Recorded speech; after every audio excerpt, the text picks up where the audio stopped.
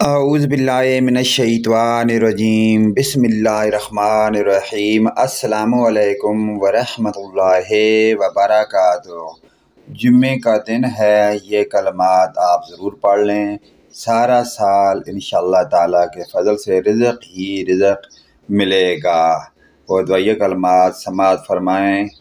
یا مسبب الاسباب و یا مفتح الابواب و یا مقلب القلوب و یا خالق الابصار و یا دلیل المتنیرین ارشدنی و یا غیاث المستغیثین اغنسی توکلت علیک یا رب احوّد امری الیک لا حول ولا قوة الا باللہ العلی العظیم بحق ایاک نعبد و ایاک نستعین۔